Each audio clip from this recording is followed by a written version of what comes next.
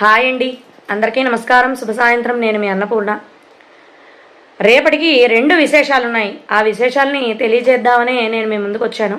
ఒకటి కాదు, 2 విశేషాలు అన్నమాట. అది ఏమంటే, రేపు త్రయోదశి మరియు శనివారం.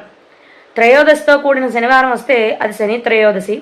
చాలా విశేషమైన రోజు, చాలా అరుదుగా వస్తూ ఉంటుంది. మరియు రేపు ధన త్రయోదశి కూడా. దీన్నే ధన్తేరస్ అని కూడా అంటారు. ఈ రోజున అవకాశం ఉన్న వాళ్ళందరూ బంగారం కానీ వెండి కానీ ఇలా వాళ్ళకి అవకాశం ఉన్నవారు కొనుక్కుంటారు. అవే కొనుక్కోవాలని ఏమీ పద్ధతి అయితే లేదు. ఏ వస్తువునైనా రేపు కొనుక్కోవడం వల్ల చాలా బాగా కలిసి వస్తుందని ప్రజలందరూ కూడా నమ్ముతారు. రేపు ధన్వంతరి జయంతిగా కూడా చెప్పబడుతుంది. రేపు చాలా విశేషమైన రోజు అన్నమాట.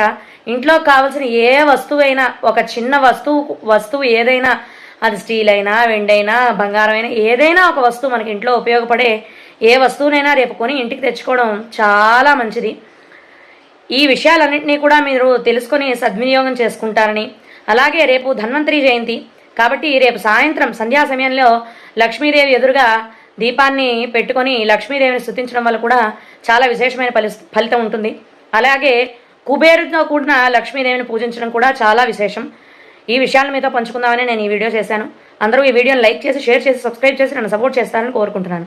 ధన్యవాదాలు. నమస్కారం. నేను మీ అన్నపూర్ణ.